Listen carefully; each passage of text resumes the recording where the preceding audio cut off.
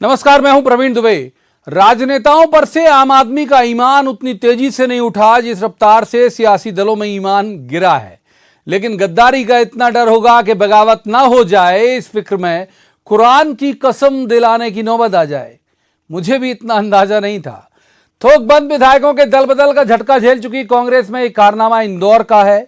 नगरीय निकाय चुनाव में उम्मीदवारों के ऐलान के ठीक पहले दावेदारों को कुरान का वास्ता देकर ये कसम दिलाई गई कि इनमें से कोई भी उम्मीदवार बने सबको मंजूर होगा। लेकिन हमारे लिए इस खबर को इस दिन की सबसे बड़ी बहस का मुद्दा बनाने का मकसद ये है कि राजनीतिक दल आम कार्यकर्ताओं को अपनी निष्ठा बचाने मजहब का सियासी इस्तेमाल ना करें। सवाल उठ रहा कि क्या कुरान के बाद अब गीता की शपथ भी दिलाई जाएगी। सवाल यह भी कि सत्ता में दल बदल के सबसे बड़े सेंटर के तौर पर उभरे उस मध्य प्रदेश में कोई भी कसम क्या असर दिखाएगी। ये मैं इसलिए पूछ रहा हूं कि इस एमपी में ऐसे विधायक भी मौजूद हैं जिन्होंने दल बदलने की भी हैट्रिक बनाई है। बाकी कांग्रेस ने जब कुरान की कसम उठाई तो बीजेपी ने भी पूछ ही लिया कि जब हम कसम राम की खाते थे तो क्यों सांप्रदायिक कहलाते थे। बाकी सोशल मीडिया पर रफ्तार से वायरल हो रहा इंदौर का ये वीडियो आज कांग्रेस के लिए हिट विकेट का मामला भी साबित हुआ। वजह यह कि आज ही के दिन कांग्रेस ने पूरे प्रदेश में सोशल मीडिया कैंपेन की शुरुआत की थी। लेकिन सबसे बड़ा सवाल यही कि जहां केवल वोटर से वास्ता होना चाहिए था, उस सियासत में मजहब की रस्में, कसमें और कुरान का क्या काम। तो बेहतर सवाल जिनका जवाब तो देना होगा, लेकिन पहले आपको दिखाते हैं एक रिपोर्ट, देखिए।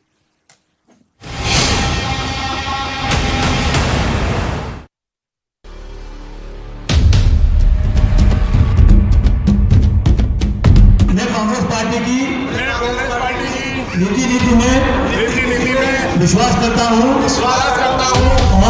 और कुरान की कसम खाकर कहता हूँ कांग्रेस पार्टी जिसको भी पार्षद की टिकट देगी, पांचों में जिसको भी पार्षद का टिकट देगी। सही बात है। ये छाछ के भी जले हैं। थोक में विधायकों के दल बदल के जख्म अभी हरे हैं, फिर मोहल्ले वार्ड के संघर्ष में तो दल बदल और भी आसान। जब नेता का ईमान डिग चुका, पार्टी की आस्था भी बेअसर हुई, तो इंदौर कांग्रेस के शहर अध्यक्ष विनय बाकलीवाल अपनी पार्टी के मेयर पद के संभावित उम्मीदवार विधायक संजय शुक्ला को लेकर मुस्लिम इलाकों में माहौल बनाने पार्षद पद के दावेदारों को कुरान का वास्ता दे रहे हैं, कसम दिला रहे हैं। फिर सुनिए जरा। और कुरान की कसम खाकर कहता हूँ कुरान की कसम खा के कहता हूँ और कुरान की कसम खाकर कहता हूँ कुरान की कसम खा के कहता हूँ जिसको भी पार्षद की टिकट देगी, पांचों में जिसको भी पार्षद का टिकट देगी। इंदौर से चला वीडियो बीजेपी नेताओं तक पहुंचा तो सवाल बन चुका था कि कसम राम की खाने वाले भाजपाई सांप्रदायिक हैं तो कुरान का वास्ता दे रही कांग्रेस क्या है। जब हम राम मंदिर की बात करते थे तो वो कहते थे कि राम का तो प्रमाण ही नहीं है, राम तो काल्पनिक है। अब कुरान की कसम खाने वाली पार्टी अब महात्मा गांधी की पार्टी नहीं रही है, अब ये कुरान की पार्टी हो गई, कुरान की कसम खा रहे थे। और इससे एक संदेश और जाता है कि कांग्रेस को अपने कार्यकर्ता पर विश्वास नहीं है। उन्हें लगता है कि कांग्रेस के नेता चुनाव जीतने के बाद कांग्रेस की पार्टी छोड़ देंगे। ऐतराज समाज से भी उठा। इंदौर शहर काजी सैयद इशरत अली ने कहा, सियासत में मजहब को तो बख्श दें। क्या आप कहीं पे कैसी कसम दिला रहे हैं, कहीं कैसी कसम दिला रहे हैं। अरे भाई, आप अपने तौर से शपथ दिलाइए जिसको दिलाना हो, लेकिन धर्म आधारित शपथ क्यों दिलवाते हैं आप कि ये सब ये फला ऐसा ही होगा, फला धर्म ग्रंथ को लेकर आप उसको करवा रहे हैं, तो बिल्कुल पसंद नहीं, कतई तौर से नहीं होना चाहिए। बात जब बिगड़ने लगी तो कुरान की कसम दिलाने वाले कांग्रेस के विनय बाकलीवाल की सफाई भी आई। सज्जन सिंह वर्मा का उन्हें समर्थन भी मिला। केवल कांग्रेस पार्टी को बदनाम करने के लिए एक साजिश के तहत उस वीडियो को ऑडिट कर ये वायरल किया जा रहा है। आप जानते हैं अल्पसंख्यक वार्ड में टिकट जीतने की गारंटी रहती है उम्मीदवार की, तो वो ज़्यादा लोग टिकट मांगते हैं। 10 लोग टिकट मांग रहे थे, उन्होंने समझाया कि भैया देखो 10 में से एक को ही मिलेगी, कसम मसम खिला दी। हालांकि इंदौर में ये पहला मामला नहीं। कुरान की कसम से पहले सांवेर के उपचुनाव में सुपारी देकर वोटर को शपथ दिलाई जा चुकी है। तब कांग्रेस की जगह बीजेपी थी। सवाल ये है कि पार्टियों में ईमान और भरोसे का संकट इतना बढ़ गया है कि गीता कुरान का वास्ता देने की नौबत आ रही है। सवाल धर्म के राजनीतिक इस्तेमाल का भी है, जवाब तो देना होगा। इंदौर में अरुण त्रिवेदी, भोपाल में शरद श्रीवास्तव और अनुराग श्रीवास्तव के साथ bureau report, news 18 Madhya Pradesh Chhattisgarh. तो रस्मन सबसे पहले उन मेहमानों का परिचय जिनके साथ हम इस चर्चा को आगे बढ़ाएंगे। हमारे साथ हैं संजय यादव, कांग्रेस के युवा और ऊर्जावान विधायक हैं। संजय जी का बहुत बहुत स्वागत है। दूसरे मेहमान हैं गोविंद मालू, बीजेपी के वरिष्ठ नेता हैं, एक वक्त में इनके पास भी मंत्री का दर्जा रहा था, वरिष्ठ नेता हैं, बहुत स्वागत है गोविंद जी का। और तीसरे मेहमान पत्रकारिता का बहुत चर्चित चेहरा है मनीष दीक्षित, मनीष जी का भी बहुत बहुत स्वागत है। शुरुआत करेंगे संजय यादव जी से, आज का मसला उनसे जुड़ा हुआ है। संजय जी, क्या ये जो हमने अपने पैकेज में कहा वही बात है कि दूध से भी जले आप लोग, छाछ से भी जले, छोड़ छोड़ के गए लोग, तो क्या यही वजह है कुरान की शपथ दिलाने की? देखिए, पहली बात तो मैंने जैसे अभी सुना रहा आपके फाइल में कि विनय वाकलीवाल जी कह रहे हैं कि वीडियो एडिट किया गया। स्वाभाविक रूप से अभी मैं देख रहा था एक फेसबुक में नितिन गडकरी जी प्रधानमंत्री जी के खिलाफ लगातार बोले जा रहे हैं। मुझे समझ में आ गया, अगर मुझे लगता कि ये वीडियो एडिट नहीं है तो मैं उसको शेयर कर देता, लेकिन पुराने वीडियो को बना उन्हों के ढंग से कर दें, ये हमारी संस्कृति में नहीं रहा। कांग्रेस कार्यकर्ताओं के बीच में जब टिकट की बात आती है, नगरीय चुनाव की बात आती है, कोई भी चुनाव होते हैं, तो हम लोग आपस में ये तय करते हैं कि भैया चाहे भारतीय जनता पार्टी हो, अगर ये वीडियो आ गया, कसम खिला दी आपस में कि हम एक दूसरे, ये नहीं शपथ दिलवाई जा रही किसी समाज के साथ, अगर वहां 10 दावेदार हैं, 12 दावेदार हैं, तो ये शपथ दिलाई जा रही कि हम जिसको भी टिकट मिलेगी उसका काम करेंगे, जिस पार्टी से जुड़ा हुआ है। हम भारतीय जनता पार्टी का वो चरित्र वाले लोग नहीं है जो मैंने एक दौर देखा था कि भगवान राम की फोटो सड़कों पे बनाते थे। आपने भी पहले दिखाया होगा, उतना सोशल मीडिया इतना एक्टिव नहीं था उस समय, सिर्फ टीवी में आता था कि सड़कों पर रोनते हुए लोग चलते रहे, लेकिन जब चुनाव आते रहे तो भगवान मर्यादा पुरुषोत्तम श्री राम की तस्वीर किस तरह से रौंद कर कुचली जाती रही। धर्म के आधार पर भारतीय जनता पार्टी ने राजनीति में ध्रुवीकरण किया है। धर्म के नाम पे पहले राजनीति नहीं होती रही, और चुनाव आयोग ने तो स्पष्ट रूप से कहा है कि आप धर्म के आधार पर वोट नहीं मांगोगे, लेकिन भारतीय जनता पार्टी सुनती कहां है। भारतीय जनता पार्टी को विकास कार्यों में विश्वास नहीं है। भारतीय जनता पार्टी सिर्फ आज इसलिए खड़ी हुई है कि धर्म के नाम पे वोट मांग के लोगों को गुमराह भ्रमित करके इस दिशा में भारतीय जनता पार्टी ने मध्य प्रदेश का और देश में जो भी बात हुई हो वो धर्म के आधार पर ही भारतीय जनता पार्टी आज खड़ी हुई है। धर्म को मानने वाले सब हैं, सभी धर्मों को मानने वाले हैं, लेकिन ये दिखावा की राजनीति, नौटंकी की राजनीति, ये भारतीय जनता पार्टी से आती, कांग्रेस के कभी चरित्र में नहीं रही।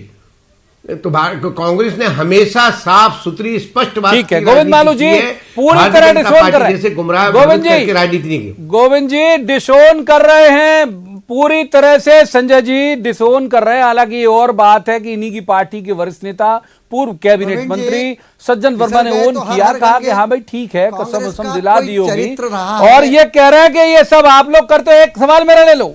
अरे मालू जी मेरा सवाल ले लो प्रभु।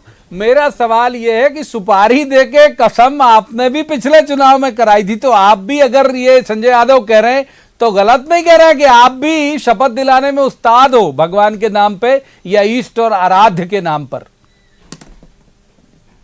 देखिए, हमें तो हमारे कार्यकर्ताओं पर भरोसा है, और हमारे संगठन के अनुशासन का जिस तरह से नीचे तक वो जाता है कार्यकर्ताओं के बीच में, और उसका पालन किया जाता है। किसी को भी टिकट दे दे पूरी पार्टी लग जाती है। इनके यहाँ तो पहले ये जो भी बिखराव हुआ चुनाव में, नगरीय निकाय चुनाव में, वो पूरे मध्य प्रदेश जानता है कि किस ढंग से इनके यहाँ पर टिकट वितरण अंतिम समय तक नहीं हो पाया और फ्री फॉर ऑल कर दिया गया। क्योंकि टिकट वितरण होता तो एक दूसरे को ये नीचा दिखाते या सबॉटेज करते या उनके खिलाफ काम करते खुलकर। हमारे यहाँ तो खुलकर यदि किसी ने खिलाफ काम किया तो अनुशासनात्मक कार्रवाई तुरंत की जाती है, क्योंकि मानव चरित्र है, कभी कभी कोई फिसल भी जाता है तो उसको सीख देने का काम भारतीय जनता पार्टी करती है। लेकिन ये अभी से कस्में खिला रहे हैं, इनको अपने कार्यकर्ताओं पर भरोसा नहीं है, अपनी व्यवस्था पर भरोसा नहीं है, और जो टिकट वितरण करने वाले हैं उस पर भी भरोसा नहीं है कि ये जीतने वाले उम्मीदवार को टिकट देंगे। ऐसा भरोसा अगर दूसरे कार्यकर्ताओं को हो जाएगा तो कोई भी नहीं आएगा ये इस तरह का विद्रोह करने, लेकिन इनको भरोसा नहीं है तो इसलिए ये शपथ दिला रहे। अभी ये धर्म अधर्म की बात कर रहे थे, कांग्रेस तो अधर्म पर राजनीति करती है, धर्म के नाम से इनको नहीं। तो आप एक बात जल्दी से, फिर मनीष जी के पास जाऊंगा, एक काउंटर आपका जरूरी है। आप सुपारी देकर शपथ दिलाओ तो वो बहुत बढ़िया, ये कुरान की दिलाएं तो गलत। नहीं, देखिए कुरान की दिलाएं और सुपारी देके दिलाएं, ये कोई सुपारी देके शपथ तो हम संकल्प लेते हैं, जिताने का संकल्प लेते हैं, हम ध्वज खड़ा करके लें, हाथ खड़ा करके लें या नारियल हाथ में लेके करें। इसलिए ये तो हम शपथ, हम तो संकल्प दोहराते हैं और हम संकल्प, हम पूरे उस पर एक मंच पर सब लोग खड़े होते हैं, एक साथ संकल्प दोहराते हैं, हाथ की मुट्ठी बांधते हैं, उसमें क्या गलत है? उससे दूसरे कार्यकर्ता भी शपथ लेते हैं, आप जनता में भी ये बात जाती है। हमारे यहाँ पर कार्यकर्ताओं पर इस तरह से पत्रकार हैं, बहुत अच्छे राजनीतिक कार्यकर्ताओं पर इस तरह शंका और संदेह नहीं किया जाता पे ले जाए। यही सवाल लेके मैं संजय जी के पास जाऊंगा, आऊंगा मालू जी, पहले मनीष जी के पास जाते। मनीष जी, यही सवाल लेके संजय जी के पास जाऊंगा मैं इसकी तुरंत बाद। आज ही इन्होंने सोशल मीडिया को पर एक कैंपेन शुरू किया और कहा कि लोग जुड़िए, आज ही ट्रोल हो गए। तो ये इस मामले में अगर हम देखें तो जो बीजेपी की ब्रिगेड है, आईटी सेल है, ये इनसे बहुत आगे है। ये ठीक है कि जो शपथ हुई होगी, क्या हुआ है, ये सही है गलत है, इस पर बहस ज्यादा है। मूल बहस आपसे मैं चाहूंगा, मूल जो जवाब वो यही कि सोशल मीडिया का मिसहैंडलिंग जो है ये बेहतर नहीं कर पाते हैं कांग्रेस वाले। देखिए कांग्रेस हैंडलिंग और मिसहैंडलिंग दोनों में जो अंतर है प्रवीण जी, वो ये है कि बीजेपी अभी सोशल मीडिया की पीएचडी है। और ये अभी प्राइमरी स्कूल के भर्ती हुए हैं, तो इनको समय लगेगा अभी उस लेवल तक पहुंचने के लिए, क्योंकि सोशल मीडिया का पार्टी के लिए जिस तरह से एग्रेसिवली उपयोग किया गया है वो बीजेपी ने इस देश में इंट्रोड्यूस किया है और सफल भी रही है उस बारे में। अभी आपके उसमें मैं जो इंदौर के अध्यक्ष महोदय हैं उनका वो देख रहा था, उन्होंने कहा कि विनय बाकलीवाल, हाँ विनय बाकलीवाल जी, तो वो ये कह रहे थे कि ये वीडियो के साथ छेड़छाड़ की गई है। अब मेरा क्योंकि अपन जर्नलिस्ट हैं प्रवीण जी, तो एक मतलब जिसको बोलते हैं एक स्वाभाविक सवाल आता है कि भैया अगर ये टेम्परिंग हुई है तो आपने कंप्लेंट क्यों नहीं करी? नहीं, कट भी एक भी नहीं, हाँ, और आप पुलिस के पास क्यों नहीं गए? तो ये जो राजनीति में धर्म का इस्तेमाल वैसे भी कोई वेलकम साइन नहीं है। आपको राजनीति करनी है तो मुद्दे की राजनीति करें, कोई भी दल हो। अपन इस पे नहीं जा रहे कि इसकी शुरुआत किसने करी है या कौन इसका ज्यादा उपयोग करता है, मगर यह है कि राजनीति को शुद्ध रूप से मुद्दों के बेस पे होना चाहिए। आपकी आइडियोलॉजी क्या है, आप क्या दिखाना चाहते हो, आप क्या करना चाहते हो जनता के लिए, वो संदेश आप लेके जाइए। और अगर बीजेपी की ट्रोल आर्मी से कांग्रेस लड़ने की तैयारी में है तो अभी भूल जाएं, क्योंकि वो लोग इसमें, जिसको मैंने पहले ही बोला आपसे, वो इसमें एक्सपर्ट हैं। ये अभी नौनिहाल है, इनको समय लगेगा वो करने में। संजय जी, ये सवाल लेके आपके पास इसलिए भी आऊंगा। आप देखिए कि ठीक है, आपने जो भी कहा कि ये एडिटेड है वीडियो या फिर ये इसके साथ ये टेम्पर्ड है, जो भी आप उसको शब्द देना चाहे, लेकिन आप देखिए शहर काजी का रिएक्शन आया। आपके पार्टी के एक बड़े नेता जो पूर्व कैबिनेट मंत्री, उन्होंने ओन किया, तुरंत वो समझ गए कि ये सही है वीडियो, उन्होंने ओन किया, कहा नहीं भाई शपथ दिला दी, ठीक है जो भी है मामला। शहर काजी आपके खिलाफ चले गए। वही सवाल में कि आपके पूरे कैंपेन को लेकर बीजेपी कितनी आक्रामक है सोशल मीडिया में, वायरल कर दिया उसने 5 मिनट में इसे, और ये सब दूर पहुंच गया ये वीडियो। संजय जी देखिए, मैं दिनेश जी की एक बात से बहुत हद तक सहमत हूं कि सोशल मीडिया का उपयोग भारतीय जनता पार्टी अच्छे से करती है, क्योंकि वो आज भारतीय जनता पार्टी जो स्थापित हुई है या केंद्र में सरकार बनी है वो सोशल मीडिया के कारण, क्योंकि सोशल मीडिया का इतना चलन बढ़ गया है कि नई पीढ़ी जो है सोशल मीडिया के आधार पर काम कर रही थी या सोशल मीडिया के आधार पर चली जा रही थी। मैं जैसे दिनेश जी बोल रहे थे कि मुद्दे आधारित राजनीति होनी चाहिए, विकास आधारित राजनीति होनी चाहिए, वो आज के समय में भारतीय जनता पार्टी ने वो चीज खत्म कर दी। मनीष दीक्षित है हमारे साथ। भारतीय जनता पार्टी को लगा कि इतने साल हम तो बिगड़, मनीष जी ने बहुत अच्छी बात कही, मुद्दे पे आधार पर राजनीति खत्म हो गई है। तो हम लोग को भी कभी कभी डर लगता है कि भारतीय जनता पार्टी विकर काम किए और विकर विकास किए, सिर्फ चुनाव इसलिए जीत रही कि प्रोपेगेंडा करके और धर्म के आधार पर राजनीति करके चुनाव जीत रही। मैं आपको वाकया दिला दूं, 2017 में माननीय शिवराज सिंह जी चौहान ने नर्मदा सेवा यात्रा निकाली थी। वो क्यों निकाली थी? कोई उनको अगर प्रेम होता इतना, वो तो राजनीति करने के लिए, चुनाव में जाने के लिए निकाली थी। अगर उनको इतना प्रेम होता धार्मिक के प्रति, तो उन्होंने जो नर्मदा पथ की बात की थी, उन नर्मदा में मिल रहे गंदे नालों की बात की थी कि नर्मदा में मिल रहे गंदे नाले नहीं मिलाए जाएंगे। आज वो बात को 3 साल हो गए हैं, फिर से भारतीय जनता पार्टी की सरकार है, आज भी नर्मदा जी में गंदे नाले मिलाने का काम नहीं हुआ। अगर स्वाभाविक रूप से वो ये काम ही कर लेते तो उनको माँ का भी आशीर्वाद मिलता, लेकिन चुनाव हुए वो भूल गए। अब फिर सरकार आ गई, कहीं भी बात नहीं कर रही है कि नर्मदा पथ गमन बनाएंगे या नर्मदा, क्योंकि अब जो भारतीय जनता पार्टी ने राजनीति की दिशा बदल दी है और उसमें हम लोग फेल हो गए। भारतीय जनता पार्टी ने प्रोपेगेंडा करके विकास से हटकर जुमलेबाजी या सोशल मीडिया का उपयोग करते हुए या धर्म का उपयोग करते हुए आज भारतीय जनता पार्टी स्थापित हुई है। ये हम लोगों में कमी है। हम लोग जो काम अच्छा करते हैं उसको बता नहीं पाते, और भारतीय जनता पार्टी तो अच्छा तो कभी करते ही नहीं, और जो उनका खराब रहता है वो बताते नहीं है। लेकिन इतना जोर जोर से झूठ असत्य बोल के लोगों के मन में एक इन्होंने भ्रम फैला दिया है। और वो आने वाले समय, अब जो नई पीढ़ी है, मैं भी बात करता हूं, मैं अपने लड़के से ही बात ठीक है। गोविंद मालू जी, धर्म से आपका कोई लेना देना नहीं है। जो बात सुन के आ रही है, धर्म से आपका कोई लेना देना नहीं है, सिर्फ आप सियासत के तौर पर यूज करते हैं, ये संजय यादव जी का आरोप है, और प्रोपोगेंडा में मास्टर हैं आप लोग। संजय यादव जी की नजर से जनता नहीं देख रही है, और इनके सोचने से जनता वैसा नहीं सोच रही है। और जो ये कह रहे हैं कि एक तरफा झूठ बोलते हैं, प्रोपेगेंडा करते हैं, वो जमाना लद गया जब एक तरफा सरकारी तंत्र के माध्यम से केवल एक सरकारी भोंपू बचता था और लोग सुनते थे, दूसरा कोई ऑप्शन ही नहीं था। न कोई प्रतिस्पर्धा थी मीडिया में, न कुछ था, न इतने चैनल थे। अब तो सब कुछ खुला है, ये ओपन मार्केट है मीडिया का। आप सोशल मीडिया पर अपनी बात कह सकते हैं, अगर आपके पास कोई सच्चाई है तो वो अपने आप वो जाएगी और कहां तक वार करेगी पता भी नहीं चलेगा। न इनके पास कंटेंट है, न नेता तो है, वो मान रहे हैं ना भाई, न नेटवर्क वो मान रहे हैं संजय यादव के थोड़े कमजोर हैं वो, न इनके और पास उसका फायदा उठाते विरासत है कहने को। और प्रोपेगेंडा वही करेगा जिसके पास कुछ होगा।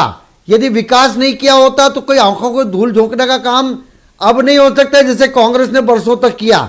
अब तो आंखों में सब दिखता है लोगों को कि किसने हरियाली दिखाई, किसने उसका विनाश किया, किसने वन कटवाए, किसने रेत माफियाओं को पनपाया 15 महीने में, और किस तरह से भ्रष्टाचार को, जिस कारण ये सरकारें इनकी केंद्र में और अन्य प्रदेशों में चली गई। यहाँ जरा सा इनको अल्पमत की सरकार को मौका मिला और 15 महीने में इन्होंने तो पूरा यहाँ से वहां तक फावड़े से लेकर और खींचने का काम जो किया, उससे जनता ने सबक सिखा दिया इस उपचुनाव में। ठीक है। इसके बाद भी अगर इनको समझ नहीं है कि जनता ने इनको सिखा दिया, ठीक है मनीष जी, जगह बता दी, पक्ष में जिम्मेदारी नहीं निभा पा रहे हैं, मनीष जी, तो ये प्रोपेगेंडा का असर नहीं है। संजय जी जल्दी से, फिर मनीष जी का रुख करेंगे। संजय जी कुछ कह रहे हैं, जो जनता ने संजय जी कुछ कह रहे हैं, सुन लीजिए, फिर मनीष जी का रुख करेंगे। मैं प्रवीण जी, मैं आपके माध्यम से सम्मानीय मालू साहब से एक बात पूछना चाहता हूं। अगर आज भारतीय जनता पार्टी की सरकार को थोड़ा बहुत ऑक्सीजन मिला है आर्थिक रूप से मालू साहब, तो वो जो रेत की खनिज नीति बनाकर जो इतना पैसा आ गया है, आप स्टेट माइनिंग कारपोरेशन में चेयरमैन थे और आपके समय 2 साल रेत में कितनी आय हुई है आपकी सरकार के समय में, आपसे भली भांति कोई नहीं जानता होगा कि आज राजस्व में कितनी बढ़ोतरी हुई थी। कैसे डंपर पकड़े गए थे माननीय मुख्यमंत्री जी के भतीजे के, जी आपको मालूम है, होशंगाबाद से। होशंगाबाद में तबाह में किस तरह से अवैध उत्खनन हो रहा है, आपसे अच्छा कोई नहीं जान सकता। और आप ही बता दीजिए, कांग्रेस का शासन जब तक था 90 रुपए, अरे आपके टाइम तो देखिए, ये आप निविदा जारी होती थी, आपके समय तो कुछ नहीं हुआ, लूट के अलावा कुछ नहीं हुई। अभी पक्ष की भूमिका में है, देखिए बिल्कुल पकड़ा। ठीक है, शांतर हो गया, माइनिंग करने जा रहे हैं हम। मनीष जी का रुख करूंगा, मनीष जी का रुख करूंगा, मनीष दीक्षित जी का रुख करता हूं। माफ कीजिए, दोनों पॉलिटिकल गेस्ट को विनम्रता के साथ रोकूंगा। मनीष जी का रुख करूंगा। मनीष जी, परसेप्शन बिल्डअप करना इस समय आप देखें कि कांग्रेस को जरूरत भी पड़ी, क्यों? सोशल मीडिया में कल राहुल गांधी ने एक वीडियो भी जारी किया, कल हमने इस पर डिबेट भी की थी और कहा कि भाई सोशल वॉरियर बनाने की जरूरत क्यों पड़ी, क्योंकि ये परसेप्शन बिल्डअप करने के दौर है। अब जो वोटर है वो ज्यादा एक्टिव है सोशल मीडिया में, ट्विटर पे, फेसबुक पे, इस सब पे है, इंस्टा पे।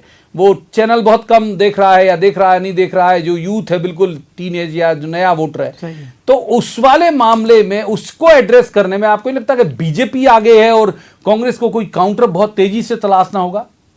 जाहिर है, मैंने जैसे पहले भी बोला था प्रवीण जी कि बीजेपी इसमें एक्सपर्ट हो गई है और कांग्रेस अभी इसमें बिल्कुल, जिसको शैशव अवस्था बोलेंगे अपन सोशल मीडिया की या उसको यूज करने की, उसमें इनको अभी समय लगेगा। मगर सोशल मीडिया एक ऐसा प्लेटफॉर्म है प्रवीण जी कि अगर आप उसमें सही चीजें डालते हो, तथ्यों के साथ डालते हो, तो आपका जो अकाउंट है वो बहुत पॉपुलर होता है, आपकी बात बहुत लोगों तक पहुंचती है। और जैसा आपने बोला कि आजकल यूथ जो है वो चाहे न्यूज़पेपर्स हो या इलेक्ट्रॉनिक मीडिया हो, इससे उसका अटैचमेंट उतना नहीं है जितना एक पीढ़ी पहले हुआ करता था। तो उनके लिए, उनको एड्रेस करने के लिए सोशल मीडिया एक ऐसा टूल है कि जिसके साथ यूथ रहेगा इस देश का, क्योंकि जो भारत है प्रवीण जी वो दुनिया में सबसे युवा देश है। तो यहाँ जो युवाओं की जो पॉपुलेशन है परसेंटेज वाइज पूरे दुनिया में हमारे यहाँ सबसे ज्यादा यूथ हैं। तो उस यूथ को कैटर करने के लिए कांग्रेस ने देर से ही सही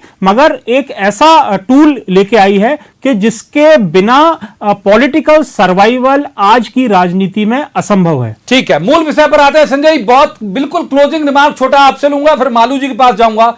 ये धर्म का इस्तेमाल, आपको नहीं लगता कि अगर ये इस्तेमाल है धर्म का, मजहब का, तो लोग अच्छा नहीं मानते? लोग माने उसी कौम के लोग अच्छा नहीं मानेंगे। शहर काजी का खंडन आपने सुना होगा। संजय जी, गलत चलन है ये, मानते हैं आप?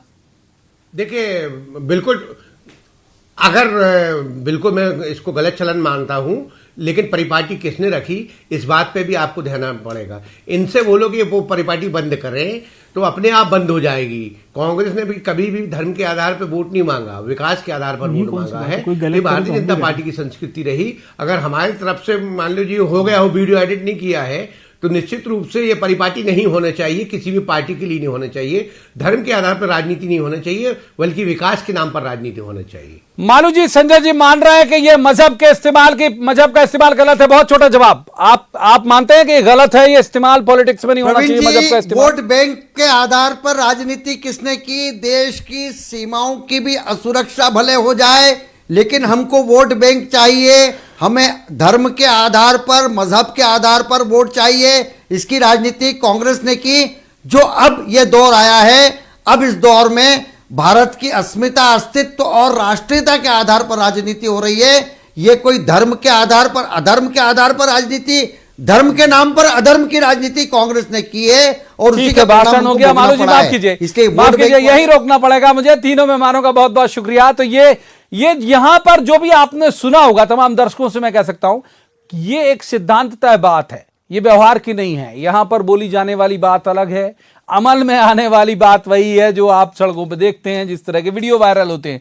ये बात सही है कि कितनी भी कवायद ये दोनों पार्टियां कर लें, दोनों, इसलिए कह रहा हूं क्योंकि एमपी में इन दोनों का ही वजूद है, कांग्रेस और भाजपा। बाकी की पार्टियां बहुत ज्यादा ऐसे उस तरह प्रभाव में दिखती नहीं। तो कितना भी ये लोग प्रयास कर लें, जो यंग वोटर है, किसी भी मजहब का है, वो जानता है कि उसे टूल्स की तरह इस्तेमाल किया जा रहा है। और जो मनीष जी कह रहे हैं उससे मैं सहमत हूं कि वो इतना समझदार वोटर है कि इन सब से प्रभावित होता नहीं है, लिहाजा ये सब प्रयास जो है उसकी नजर में तो दोयम माने जाते हैं। कितना प्रभाव दिखाएंगे ये तब पता चलेगा जब नगरीय निकाय के चुनाव होंगे। आज की चर्चा में इतना ही। कल किसी खास मसले पर खास पैनल के साथ बैठेंगे और कहेंगे जवाब तो देना होगा। तब तक आप देखते रहिए न्यूज़ 18 मध्य प्रदेश छत्तीसगढ़।